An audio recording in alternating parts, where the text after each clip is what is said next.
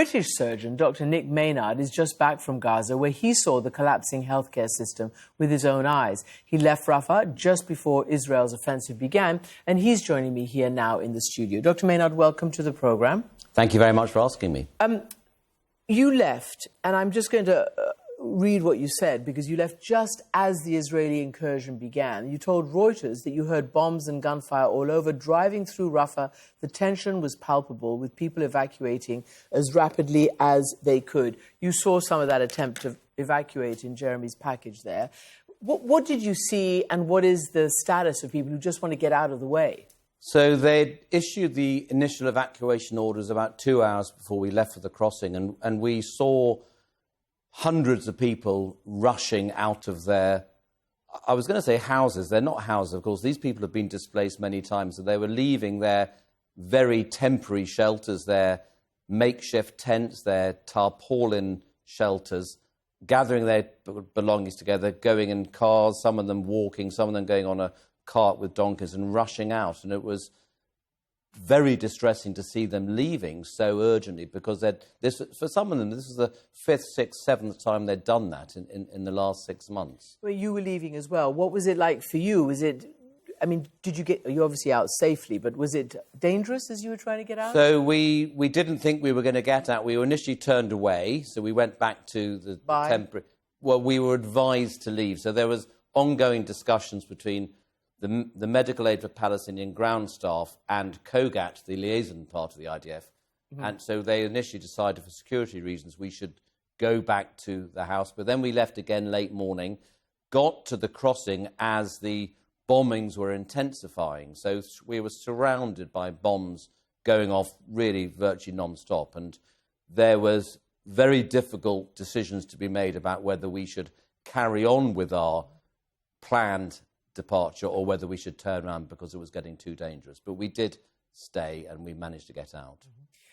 You warned in March, actually, before the Rafah operation started, certainly before, that if a ground invasion happened, a ground incursion of some sort, it would be apocalyptic.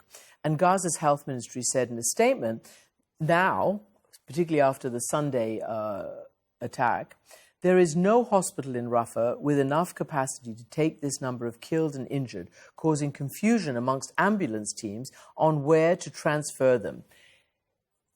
Give us a layout of what hospitals remain, what don't, anywhere nearby these places that are, under IDF attack.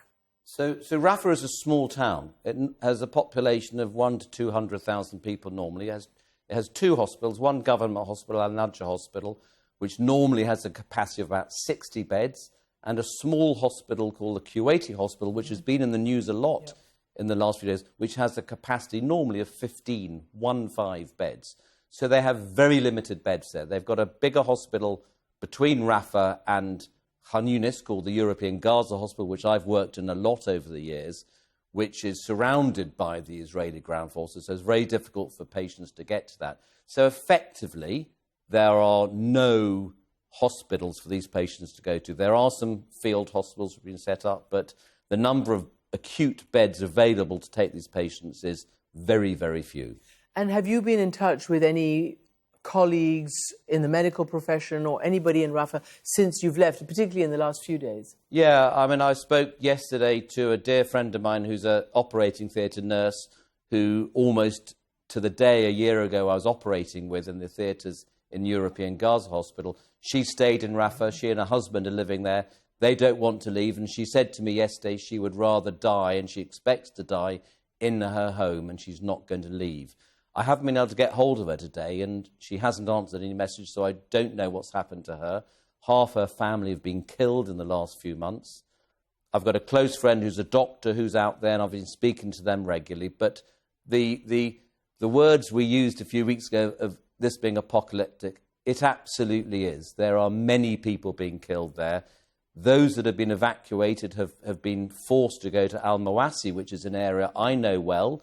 There are already hundreds of thousands of people there. They've had to accommodate nearly 1 million extra people. And there is nothing there. Al-Mawasi is a thin stretch of sand and wasteland divided by a road with no facilities at all. So the idea they can accommodate in any sort of safe way another 1 million people is fanciful. You're a doctor, you're a surgeon, and you've worked in Gaza for some 10 years. You've been going back and forth through other wars, presumably. I want to ask you this, because you saw in Jeremy Diamond's report there, they saw the weapons, they were described as slightly less huge and powerful, perhaps to try to mitigate civilian damage. These are American-made weapons. But from a doctor's point of view, particularly, as he said, Jeremy, in a densely populated zone, a light bomb or heavy bomb is going to create a huge amount of civilian destruction. What can you say about the weapons that are used? So Gaza's got a population of 2.2 million. It is the most densely populated place in the world. I was there last May operating on... I'm a cancer surgeon. I was operating on cancer patients as part of the MAP programme. And it was the last big bombardment before October the 7th, the beginning of May. And I was stuck there. They closed the borders and we had to be evacuated eventually. But I witnessed for 4 days this non-stop bombardment. And it was an incredible demonstration of how precise the bombing can be when the Israeli Defence Force want to do that. They were targeting specific rooms in buildings, specific floors. And there was collateral damage, but minimal collateral damage at that time. So I've witnessed at first hand how precise their targeting can be.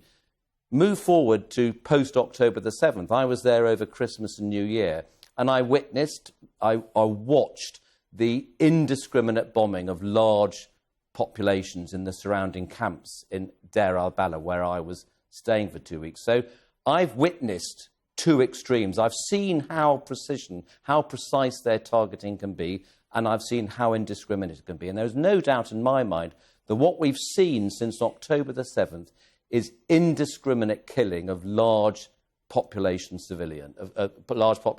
You know, they deny that every time, and they say over and over again that we are doing our best to minimize civilian. And they say, what do you expect if the Hamas terrorist organization, as they say they're fighting, is using human shields, is using Gazans to shield themselves from any kind of retaliation or action? What do you say about that? Well, I've not witnessed that. I think it's difficult for me to understand how anyone can claim that killing 35 civilians is a proportionate response to events earlier. But you mean 35,000? 35,000 people. I've not witnessed what they're describing, and perhaps more importantly than that, my friends and colleagues who I have spoken to daily since October the 7th, have lived out there with them for several weeks since then, do not provide any evidence to support that. They would say that they're there. They live in these, whatever, the underground or in buildings or whatever. That's what they would say. But it's interesting what you said about witnessing very targeted and witnessing something that's much less targeted. I want to ask you specifically in your domain about the health system. I mean, I can just read you and you'll tell me much more. I mean, Kamal Adwan Hospital, dozens of medical staff is taken to an undisclosed location. That was in December last year. The IDF says takes all feasible precautions to mitigate harm, etc. Nasser Hospital, February of this year. 70 healthcare workers in the medical complex arrested by Israeli forces, 80 patients transferred out. They said they had apprehended hundreds of Hamas militants. Al-Shifa Hospital, well, we know what's happened there. It's completely a ruin. They said they were going after Hamas targets underneath in tunnels. Did you ever come across anything suspicious? Did you ever ask any of the directors of the hospitals, the people who would be there when you're not there, whether there was any threat from a militant group using their premises? I did. And I can only really vouch for what I have witnessed and what close friends and colleagues have said.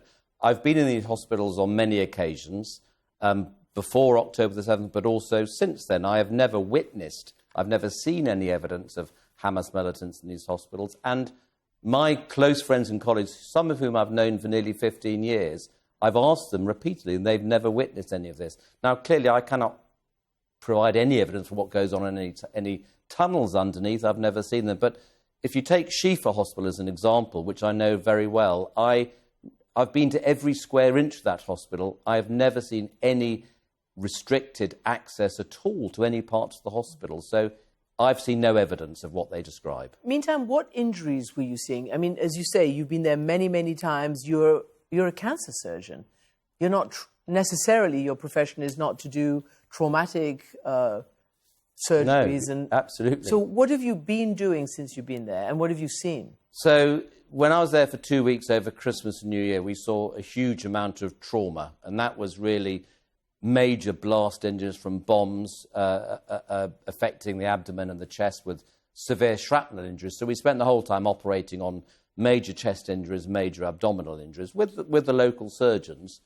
My most recent trip, from which I returned just 3 weeks ago, we saw a different pattern of illnesses. We did see some blast injuries, but the amount of bombings were much less. But what we did see, and what kept us really busy in the operating theatre, were the problems with malnutrition. And we highlighted this when we were there over Christmas and New Year, and it's got much, much worse. We know the IPC has designated northern Gaza as a famine area. The malnutrition in middle Gaza and southern Gaza is now extreme.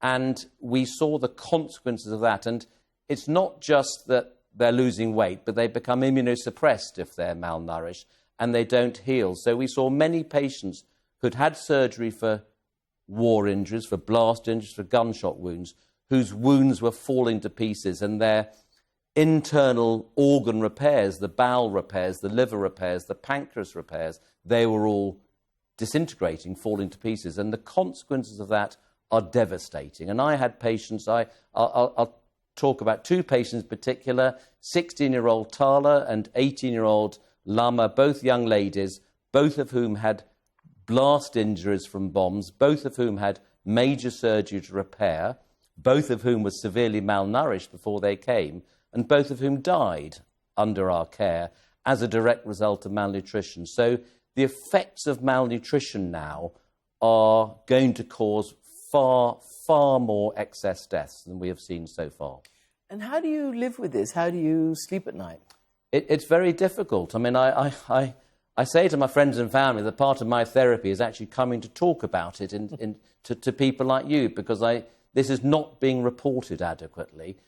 We need, those of us that are witnesses, that need to tell everyone what's going on, need to make sure our governments understand the appalling consequences of the ongoing military assault in Gaza.